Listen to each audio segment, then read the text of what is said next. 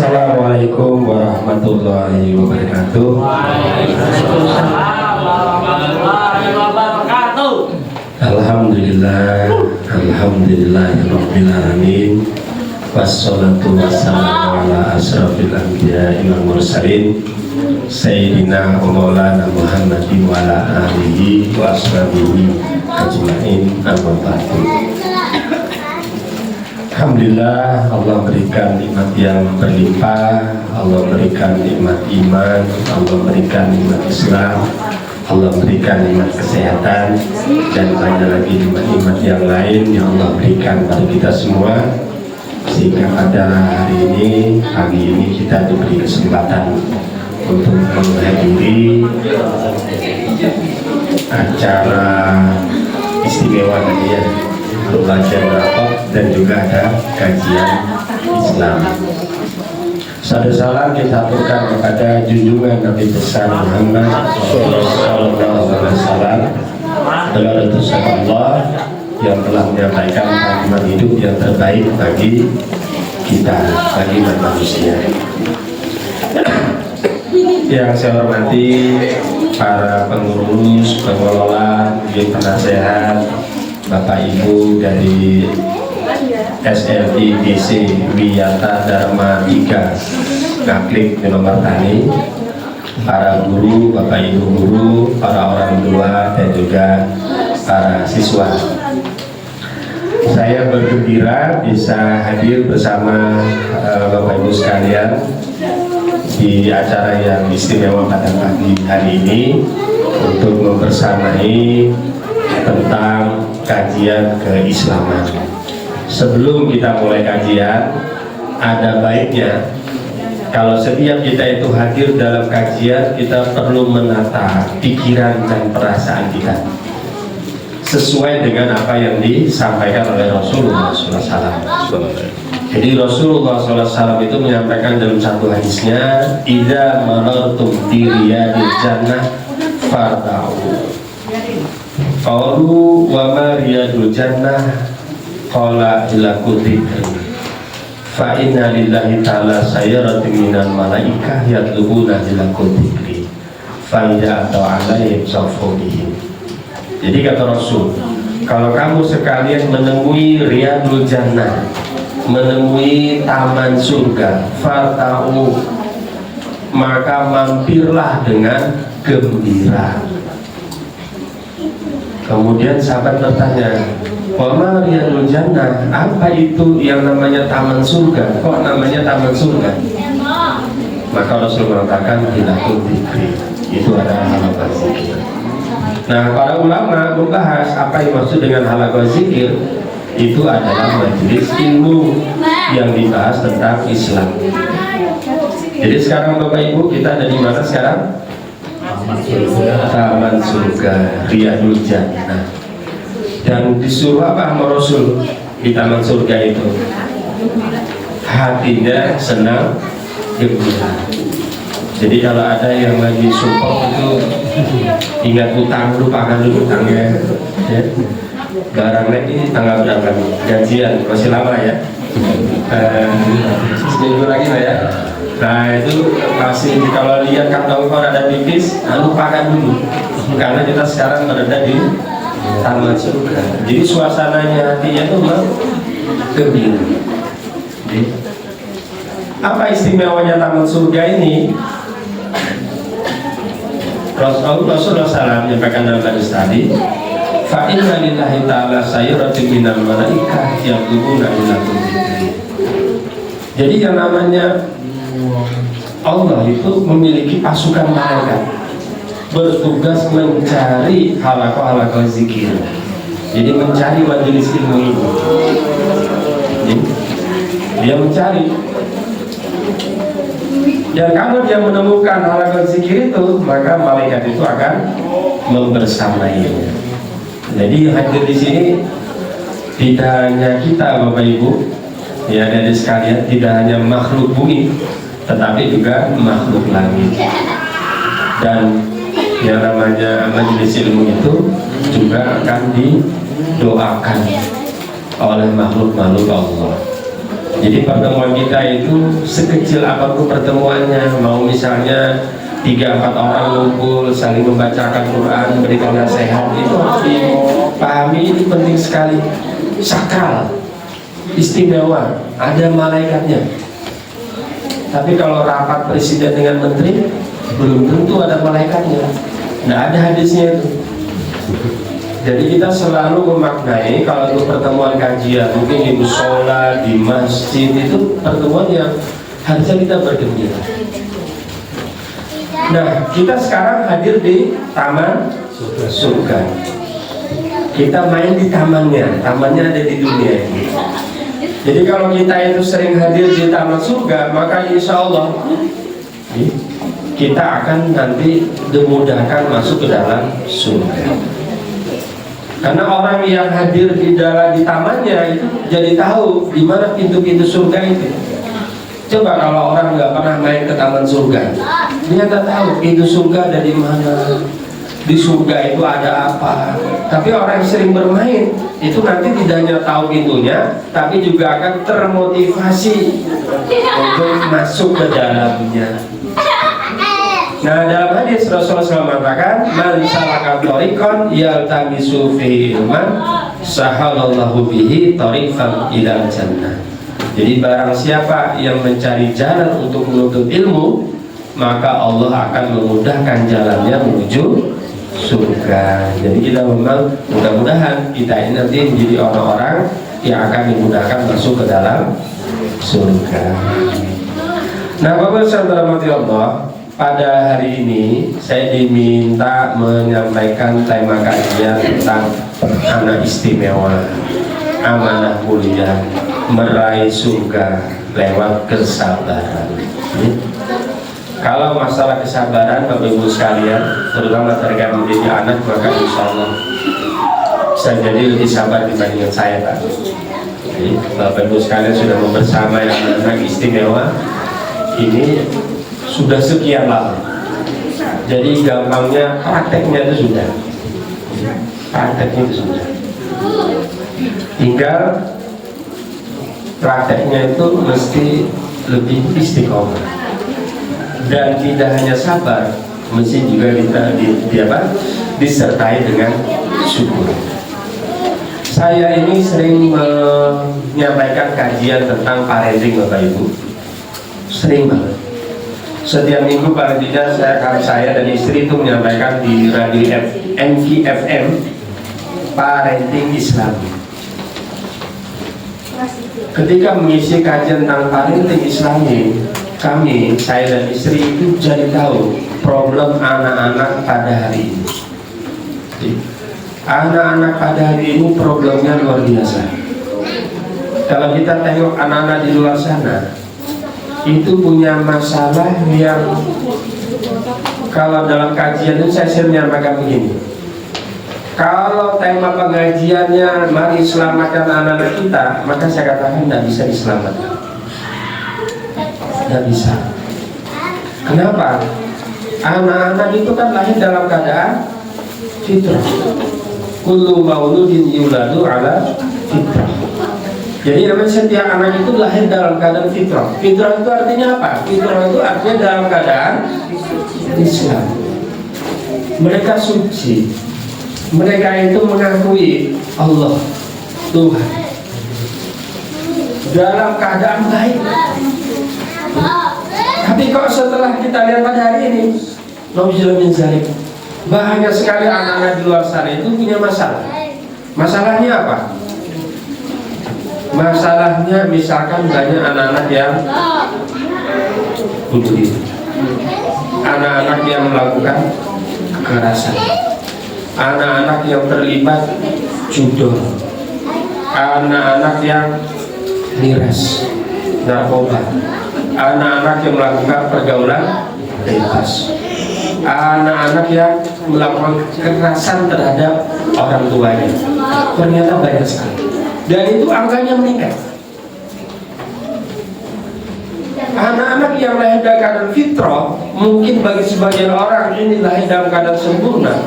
Tapi semakin kesini, itu ternyata banyak anak-anak yang bermasalah. Dan kalau anak itu bermasalah, melakukan kemaksiatan, melakukan kekerasan, melakukan bullying, pergaulan bebas dan segala macam, pada hari ini normalnya memang begitu. Tapi anak-anak yang terjaga fitrahnya, agamanya itu sedikit. Coba lihat kalau isi pengajian di masjid, Pak. Mungkin Bapak mau yang mati. Yang hadir kira-kira usia berapa, Pak? Yang sepuh-sepuh, Pak. Generasi baby boomers yang lahir perang dunia kedua kira-kira sebelum itu. Setelah sepuh-sepuh itu generasi baby boomers, generasi X yang usianya mungkin 45 tahun ke atas. Nah, yang di bawah 45 itu mulai sedikit, apalagi yang di bawah 20 tahun. Tapi biasanya juga ada anak-anak yang belum balik. Jadi ada di tengah ini yang kosong. Jadi anak-anak yang seperti ini, yang lahir dalam keadaan fitrah harusnya, tapi kok kemudian mereka menjadi bermasalah pada hari ini. Nah, Bapak Saudara rahmati Allah, mestinya karena hidup di dunia ini tidak lama, sebentar sekali, tidak terasa. Pak Indro sudah berapa tahun Pak menjalani kehidupan Pak? 50 tuh tidak terasa Pak, terasa lama Pak? Terasa cepat sekali. Tiba-tiba udah 50 ya, udah punya cucu Pak. 50 itu lebih dari 2/3 perjalanan Pak.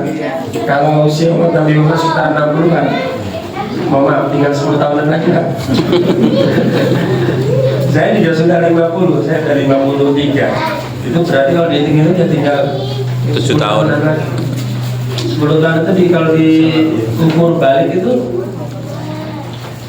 dimundur balik itu kok rasanya cepat sekali 10 tahun sampai di sini. Cepat sekali, tidak terasa. Karena dunia itu begitu. Kalau Bapak malah udah bonus Pak ya, usia 78.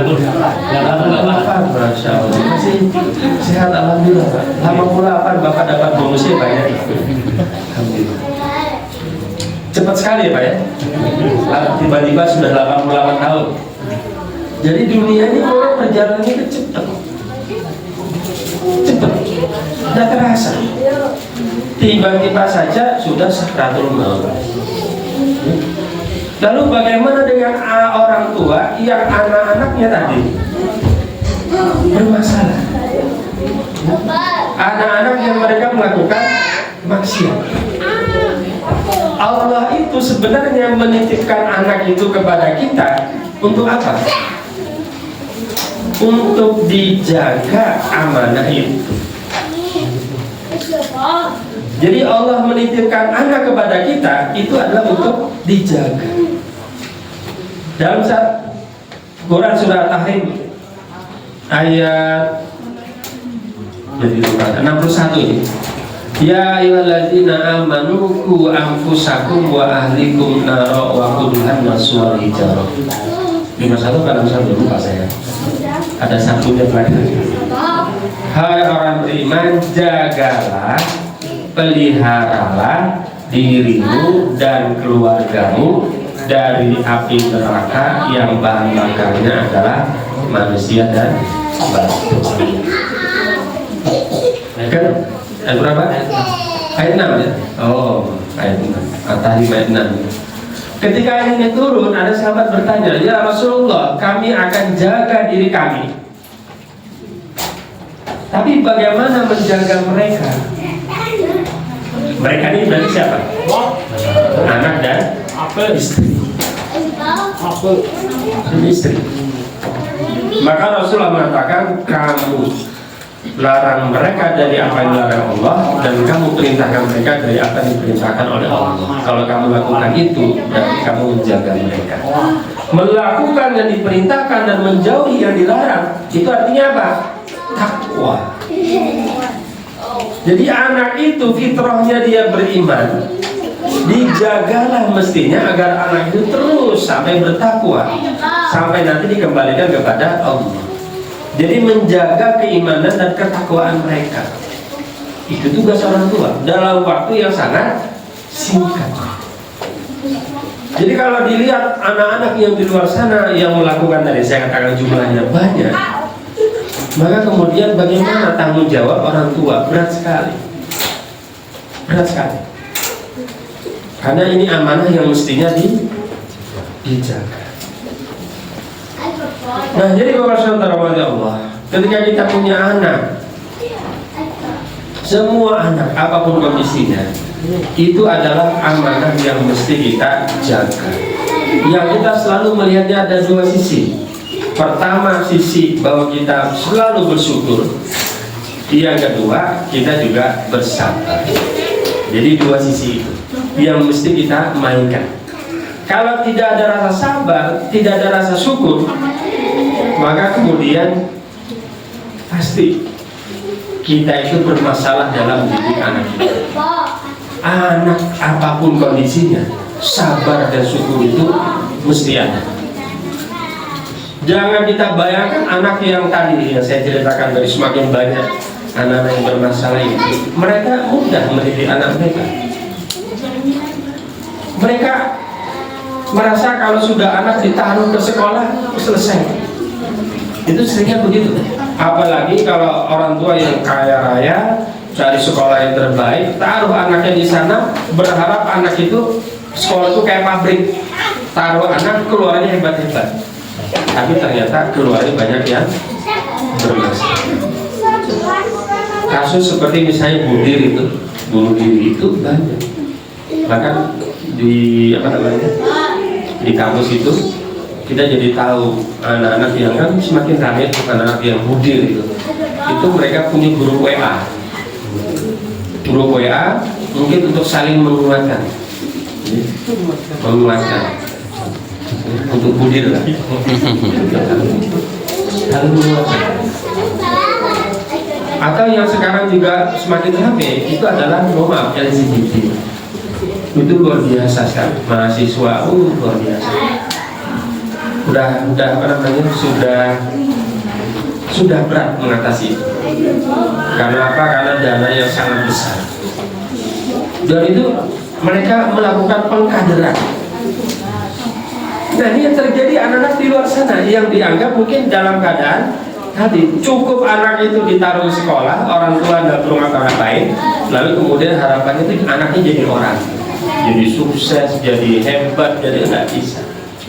Ternyata banyak masalah terjadi. Nah, Bapak Saudara Allah, jadi anak itu adalah amanah yang mesti kita tunaikan dalam hidup kita. Dan kalau kita berhasil mendidik anak kita dengan baik, dengan sabar dan syukur, maka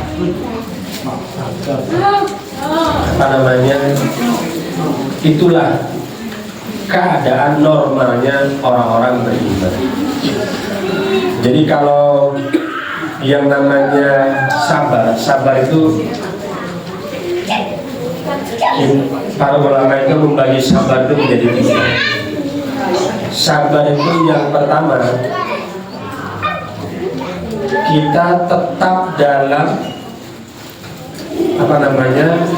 konsisten menahan diri untuk selalu mengikuti perintah Allah. Ini sabar yang pertama. Sabar yang kedua, kita itu tetap konsisten menahan diri untuk selalu menjauhi apa yang dilarang oleh Allah. Yang ketiga, kita itu sabar yang ketiga, kita itu tetap menahan diri menerima tentang ketentuan Allah. Jadi orang sabar itu ada tiga itu. Jadi kalau kita punya anak istimewa, anak dalam keadaan apapun itu adalah ketentuan dari Allah. Dalam keadaan apapun. Dan di dunia ini ternyata rumusnya, di dunia ini ada yang kita itu bisa memilih dan ada yang kita itu tidak bisa memilih. Di dunia itu begitu. Misalnya saya tidak pernah bisa memilih saya lahir dalam keadaan laki-laki. Itu tidak bisa milih. Kita tidak bisa memilih lahir dari bapak ibu kita. Kita tidak bisa milih. Kita tidak bisa memilih kita punya anak laki-laki atau perempuan. Kita tidak bisa milih. Kita tidak bisa memastikan. Kita juga tidak bisa memilih anak kita lahir dalam keadaan apapun. Kita tidak bisa milih. Jadi di dunia ini banyak yang kita tuh tidak bisa milih.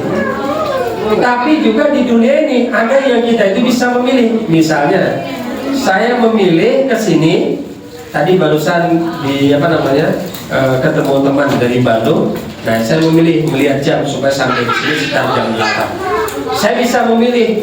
Saya mau ketemu teman saja, membatalkan acara, atau saya datang ke sini. Itu saya bisa memilih. Atau saya bisa memilih mau mengangkat ini atau menaruh ini. Jadi kita bisa memilih. Lalu bagaimana kita menyikapi dalam kehidupan yang kita itu bisa memilih? Untuk hal yang kita bisa memilih, saya bisa mengangkat ini, saya bisa ngomong apa saja. Allah menghisap kita. Allah menghisap kita dengan pahala dan dosa. Kalau kita melakukan amal yang sesuai dengan Allah, maka Allah akan kasih pahala. Kalau amal kita banyak, amal kita ikhlas karena Allah, maka kita akan diberikan surga. Okay? Jadi Allah menghisap. Tapi untuk hal yang kita tidak memilih, kita lahir dalam keadaan laki-laki, lahir dalam keadaan perempuan, bapak ibu kita tidak bisa memilih, anak juga kita tidak bisa memilih, kita tidak bisa memilih keadaan kita ganteng atau cakep atau cantik atau jelek, kita tidak bisa milih. Maka kita tidak dihisap. Jadi untuk hal-hal yang kita tidak bisa memilih, Allah tidak menghisap. Maka bagi orang yang beriman, bagi hal-hal yang dia tidak bisa memilih, maka disikapi dengan dua. Pertama dengan syukur, yang kedua dengan sabar. Jadi kalau Bapak Ibu sekalian memiliki anak yang terkategori istimewa, disyukuri. Kok bisa disyukuri? Allah kasih. Bisa jadi yang keistimewaannya itu terhalangi dari yang keadaan-keadaan yang membuat tadi anak-anak yang banyak bermasalah di luar sana, pergaulan banyak bermasalah. Luar biasa Bapak Ibu. Jadi karena saya biasa berhubungan dengan mahasiswa-mahasiswi, lihat perkembangannya itu, masa saya katakan anak itu tidak bisa diselamatkan kecuali orang tuanya itu pegang saja belum tentu. Tapi banyak orang-orang tua karena mungkin merasa anaknya baik-baik saja, lepas saja ke sekolah, akhirnya muncullah banyak masalah. Bahkan sekarang ini Bapak sekalian, saya bisa mengatakan pendidikan pada hari ini itu sekarang itu yang terjadi adalah pembodohan secara massal. Jadi kemampuan berpikir itu semakin drop jauh. Itu jauh sekali. Kayaknya anaknya sehat, kayaknya tidak ada masalah. Jadi orang sering menggunakan istilah generasi stroberi. Terus stroberi itu apa? Bagus kelihatannya, sampulnya covernya bagus, tetapi ternyata rapuh sekali. Rapuh dalam banyak hal, rapuh dalam berpikir, rapuh secara emosional, rapuh secara mental, spiritual, banyak bermasalah. Contoh secara intelektual rapuh Bapak Ibu. Mahasiswa baru saya, karena saya mengajar kalkulus ya, mengajar matematika lah. Terus mahasiswa itu saya kasih rumus sederhana. Coba buatkan gambar, buat gambar grafik. Apa yang terjadi Bapak Ibu? Saya cek itu, yang di depan sekitar 20 orang. Satu kelas itu yang bisa hanya satu. Satu kelas berikutnya tidak ada yang bisa. Padahal itu pelajaran SMP SMA Pak, membuat gambar grafik. Maka saya katakan pada mahasiswa itu, kalian tahu enggak, di zaman dulu, mahasiswa di zaman dulu, kalau disuruh menggambar ini, itu hanya 1-2 yang tidak bisa, mungkin tidak ada yang tidak bisa. Tapi kok sekarang malah 1-2 yang bisa. Itu saya katakan drop Pak secara intelektual, drop. Mirip sekali, tapi kelihatannya normal. Itu seperti gambarannya anak SMA nggak bisa membaca. Kira-kira begitu. Ternyata banyak begitu juga. Ada anak yang disuruh, luar biasa. Nah, jadi kalau kita lihat di luar sana ada banyak bermasalah, ketika kita punya anak dalam keadaan apapun, ini mesti kita syukuri. Nggak ada selain itu. Karena untuk hal yang tidak kita kuasai, kita suka atau tidak suka, kita benci atau tidak, itu kadang tidak berubah. Saya misalnya lahir dalam keadaan laki-laki, ini mau menyesal ingin jadi perempuan, saya marah dengan keadaan saya, nggak bisa berubah. Dalam hidup ini banyak hal yang kita tidak bisa berubah. Jadi kalau hal yang tidak bisa berubah, sikap di dalam Islam itu adalah kita syukur dan kita sabar. Dua. Wujud syukur kita adalah menjaga nikmat yang diberikan Allah kepada kita. Jadi nikmat yang diberikan kepada kita, apapun anak kita, itu nikmatnya adalah bahwa anak-anak itu fitrahnya mereka orang beriman. Itu kita jaga sebagai orang tua agar mereka dalam perkembangannya selalu bertakwa. Kalau masalah kepintaran, kesuksesan secara materi, itu bukan ukuran. Kadang kita membayangkan orang yang hebat itu adalah orang yang hidupnya sukses. Sukses itu biasanya ukurannya apa? Punya harta, punya tahta, punya gelar, punya dunia. Jadi, itu orang sukses. Kira-kira kalau semua itu dia pegang, itu bahagia enggak Pak hidupnya? Bahagia enggak? Kelihatannya bahagia, tapi ternyata diteliti. Orang-orang sukses di dunia itu diteliti oleh seorang peneliti namanya Dr. Pearsall dari Amerika. Dia teliti kehidupan orang-orang sukses di dunia itu selama bertahun-tahun. Kehidupannya orang sukses itu gimana tuh? Kira-kira begitu. Lalu apa yang dia sampaikan dari hasil penelitiannya? Yang mereka sampaikan, yang dia sampaikan adalah ternyata orang sukses itu hidupnya menderita. Jadi orang sukses yang hidupnya menderita. Mungkin sukses secara materi, tetapi secara jiwa apa? Kosong. Materi punya, secara jiwa enggak. Secara jiwa itu kosong itu apa? Kalau dia ada sukses itu akhirnya dia sudah seperti hewan. Kalau sudah punya harta itu dia tidak bisa tidak lebih banyak. Jadi pingin lebih banyak, lebih banyak, ketika terhalangi stres. Kalau punya jabatan juga begitu. Kalau udah punya jabatan sekali pingin dua kali pingin 3 kali, terus-terusan begitu. Kalau sudah ditahan itu stres dia. Punya apapun begitu. Nah ternyata orang-orang sukses itu hidupnya menderita. Kalau gitu kita nggak usah sukses. Nggak ada. Orang sukses menderita, orang tidak sukses tidak diteliti. Kenapa tidak diteliti? Mungkin terlalu jelas sekali. Yang sukses saja menderita, apalagi yang tidak sukses. Tapi ukurannya bukan masalah sukses dunia apa itu. Ukurannya adalah kita itu hidup bahagia dunia dan akhirat. Jadi sabar dan syukur. Jadi satu saat Rasulullah SAW itu beliau memandang langit sampai digambarkan beliau itu tersenyum. Gigi gerigi beliau itu terlihat, kelihatan happy banget Rasulullah. Lalu sahabat bertanya, ya Rasulullah, apa yang membuat kamu kok seperti happy sekali? Maka Rasulullah SAW mengatakan, hajabali amril mu'min inna amrahu kullahu khair wa idza dzalika li ahadin illa lil mu'min in asabathu sarra'u syakara faqad khairul lah wa in asabathu dharra'u sabara faqad khairul lah. Jadi kata Rasulullah, sungguh menakjubkan keadaan orang yang beriman itu. Amazing, luar biasa orang beriman itu. Semua urusan dia itu baik. Dan tidak ada yang seperti ini kecuali orang beriman yang hidupnya itu semuanya baik. Kalau dia mendapatkan kesenangan, kata Rasulullah, maka dia bersyukur, dan syukur itu baik bagi dirinya. Kalau dia mendapatkan kesusahan, maka dia bersabar, dan bersabar itu baik bagi diri. Nah, ini sabar dan syukur itu. Jadi kalau kita bisa memainkan sabar dan syukur dalam hidup kita, maka hidup kita tuh pasti akan merasakan ketenangan. Dalam keadaan apapun pasti ada baiknya.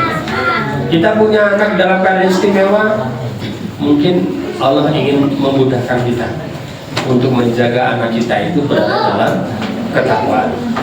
Jadi kalau anak itu mungkin yang biasa-biasa saja umumnya, bisa jadi malah susah menjaganya pada hari ini. Untuk menjaga mereka itu dalam keadaan takwa. Karena Allah menitipkan anak itu dalam keadaan fitrah. Yang namanya nitip itu kan, si penitip itu biasanya pinginnya dijaga. Jadi, kalau ada orang nitip barang pecah belah di antar ke sana, itu pasti kan kita jaga betul supaya jangan sampai dalam perjalanan, apalagi medannya berat, itu jangan sampai pecah belahnya itu pecah, pasti dijaga. Begitupun anak itu dititip nih dalam keadaan baik, anak itu fitrahnya dalam keadaan baik, dijaga agar anak itu bertakwa. Nah, jadi satu sisi kita melihat anak kita mungkin dalam keadaan istimewa tadi, itu mungkin cara Allah menjaga kita, ya, memudahkan kita dibandingkan tadi dalam keadaan orang-orang yang banyak yang tidak terjaga. Nah, Bapak Saudara Allah, lalu kemudian bagaimana cara kita mensyukuri apa yang Allah berikan kepada kita? Apa yang Allah berikan kepada kita tentang keadaan kita, tentang keadaan anak kita, itu tadi itu sesuatu yang kita tidak bisa memilih. Tidak bisa memilih artinya kita mau mesti menerima. Lalu kemudian bagaimana apa yang diberikan Allah itu bisa kita syukuri?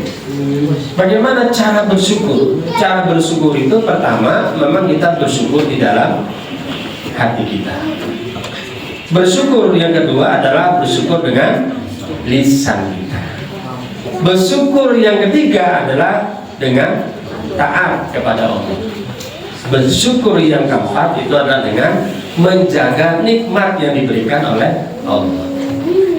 Jadi hati kita harus selalu dimainkan. Kita selalu melihat sisi positif terhadap apapun yang diberikan oleh Allah. Itu hanya ada di sini, Pak, di otak kita. Kita tinggal memilih, dan itu harus dilatih. Jadi rasa syukur itu harus dilatih. Apapun yang kita dapat, rezeki sedikit atau banyak, itu mesti kita syukuri di dalam hati kita. Nah, lalu kita ekspresikan Alhamdulillahirrahmanirrahim. Kita ekspresikan lagi dengan kita semakin taat kepada Allah. Jadi kalau kita bersyukur itu biasanya kan ada dalam hati. Ya?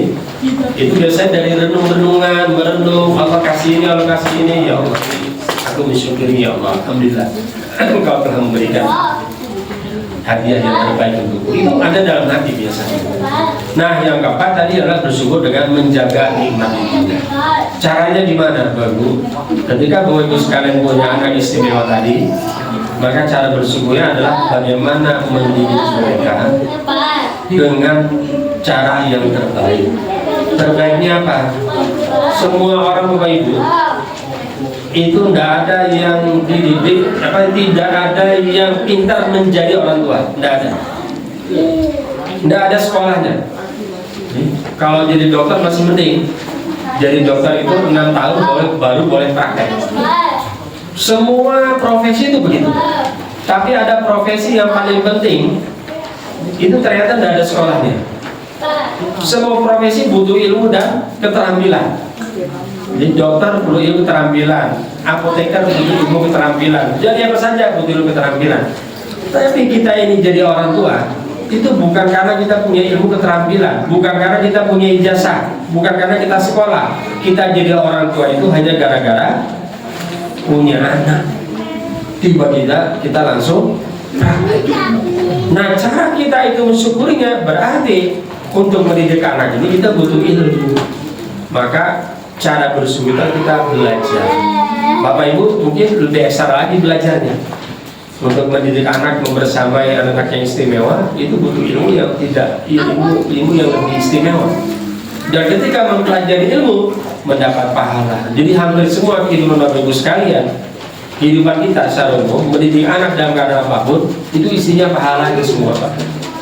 Belajar pahala, membersamai anak kita itu pahala. terutama ibu-ibu. Jadi, kan ada ada yang bertanya kepada Rasulullah, ya Rasulullah, laki-laki itu kan istimewa, dia punya kesempatan untuk berjihad.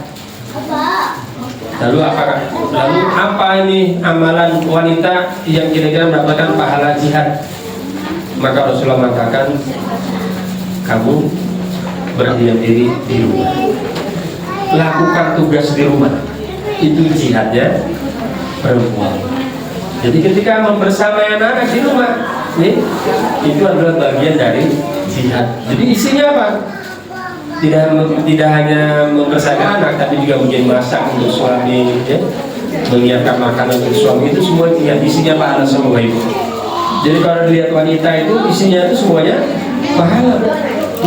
Kalau laki-laki ini berat juga, Pak ya. Kita keluar rumah bekerja, pahala memang, tapi di tengah jalan ada perempuan lewat, ada aurat terbuka, maka kita melihat wajah di dosa.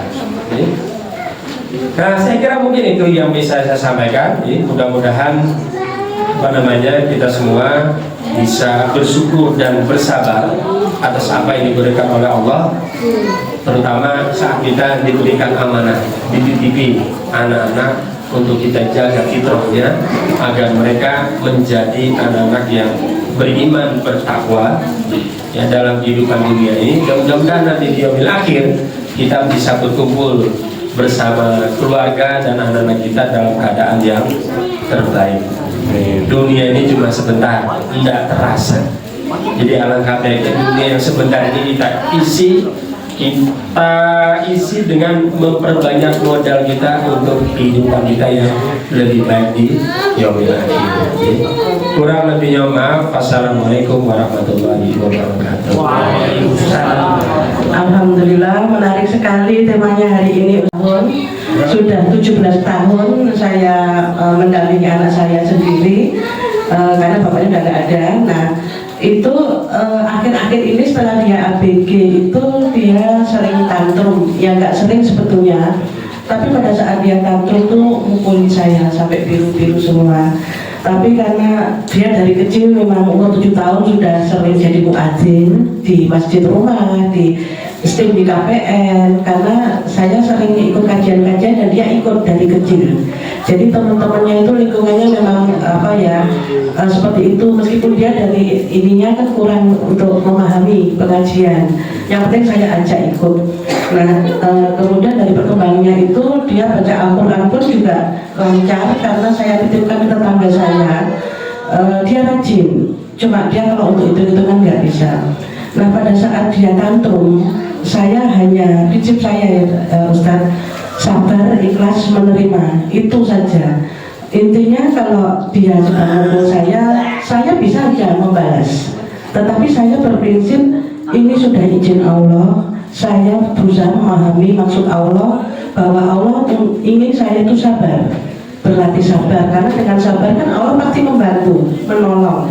Dan setelah saya sabar, istighfar dan sebagainya, dia yang memukulin saya akhirnya berhenti dan meminta maaf. Dia menangis kepada saya, dan itu saya praktekkan terus setiap hari. Jadi untuk ilmu sabar, ikhlas dan sebagainya itu kalau teori itu semua orang sudah bisa ya tadi baca, tapi kalau praktek itu harus dipraktekkan.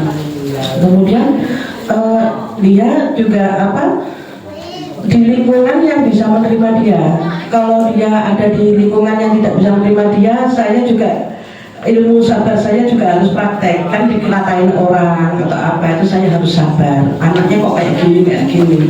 Kalau orang yang tahu ya maklum, dan kemudian malah menyayangi dia itu. Nah, kalau seperti ini di mana salah saya, atau mungkin saya juga merasa bersalah, kadang merasa bersalah, saya tuh kurang apa tuh mendidik anak saya, kok anak saya masih marah-marah, tantrum, padahal dia nggak paham kenapa dia marah. Saya mau bertanya, salah saya mungkin dalam mendidik anak seperti apa, karena saya hanya bisa melakukan ini dengan memohon kekuatan dari Allah dan kesabaran, gitu aja. Terima kasih. Bapak Ibu yang ada di sini, Ibu juga kan kalau praktek kesabaran mendidik anak dan terbukti anaknya juga tumbuh dalam keadaan sehat, secara fisik juga sehat. Mungkin kalau secara mental atau yang lain, jadi tadi bagian yang kita tidak bisa memilih. Jadi Allah kasih kita itu banyak hal yang tidak bisa memilih di dunia ini. Jadi kita tidak bisa memilih, mau diapa-apakan juga nggak akan berubah. Tapi kalau kita bersyukur dan bersabar, malah kita mendapatkan pahala. Jadi Allah kasih hadiah justru dari sana. Nah, ibu tadi sudah praktek mendidik anak. Kalau anak tantrum, ya mungkin tinggal dilihat penyebabnya apa. Ibu pun mungkin juga sudah bisa membaca apa kira-kira yang berpotensi menyebabkan munculnya tantrum. Jadi apa? Nah, saya tidak bisa menjawab. Ibu mungkin yang tahu anaknya. Jadi masing-masing. Kan kita itu kan seperti ilmuwan. Anak kecil itu seperti ilmuwan, suka mengamati. Ini itu ilmuwan itu begitu. Jadi kalau ibu mengamati anak, prosesnya seperti apa, itu seperti ilmuwan. Akibat itu pasti ada sebabnya. Sebab itu bisa kita cari, yang mungkin ada yang langsung bisa kita lihat. Ada yang mungkin kita butuh belajar dari ahlinya. Oh, tahu kenapa sampai muncul ini. Kalau ibu tadi ketika anaknya mukul ibu dan balas, lalu kemudian ternyata itu hasilnya baik, berarti ini ibu juga punya ilmu nih. Ya, semua orang punya ilmu. Ibu kalau nanya bagaimana mengatasi, mungkin saya juga nggak tahu, nggak punya praktek. Tapi ibu tadi prakteknya adalah bersabar, ikhlas, menerima, berdoa kepada Allah, semuanya itu baik. Ibu tidak membalas, artinya menahan diri untuk tidak emosi, ya kan? Nah, itu praktek sabar. Sehingga mungkin dari sana anaknya malah menyesuaikan. Coba kalau dibalas, bisa balas-balasan kemungkinan ini. Tapi dengan tadi menerima, bersabar, memang keadaannya ada yang kurang, itu kita tidak bisa pilih. Kita syukuri, pahala. Kita bersabar, pahala. Dan pahala itu nanti baru kita merasa ketika di yaumil akhir, mudah-mudahan itu kita masuk surga semua. Itu baru kita merasa ternyata dulu kesabaran kita mungkin yang dulu terasa mungkin berat, ternyata itu mudah sekali. Karena apa yang kita lakukan di dunia ini untuk membeli surga itu tidak cukup. Jadi kita bisa masuk surga itu bukan karena amal kita, karena kalau ditimbang memang tidak cukup. Sabar kita itu juga tidak cukup, karena saking nikmatnya dunia yang diberikan oleh Allah. Nah, ini cuma sebentar lagi. Ya. Mudah-mudahan dengan kesabarannya nanti Allah akan berikan sesuatu yang berbeda. Anakku nanti ketika di surga juga keadaannya dalam keadaan yang terbaik. Pak, namanya siapa Pak? Siapa namanya ya? Oh, Priyadi. Maaf, kadang saya nggak tahu penyebabnya apa, jadi saya mengira-ngira pun juga nggak tahu. Bapak Ibu guru mungkin juga nggak tahu sebabnya apa, tiba-tiba tantrum marah gitu. Saya hanya kembalikan kepada Allah. Saya bertanya maksudnya Allah itu seperti apa. Saya harus bersabar, saya harus ikhlaskan. Dengan begitu saya bisa meredam kemarahan anak saya dengan cara seperti itu, karena saya nggak tahu masalahnya apa. Dan untuk inspirasi buat ibu-ibu semuanya bahwa kalau kita ikhlas, sabar, kemudian kita lihat ujiannya Allah itu cuma sedikit dibandingkan nikmat yang diberikan anak kita kepada kita. Banyak sekali nikmat sebetulnya yang diberikan anak kepada kita, cuma kita belum paham atau belum tahu. Demikian Pak, terima kasih atas saya. Baik, ada yang bertanya lagi? Aku.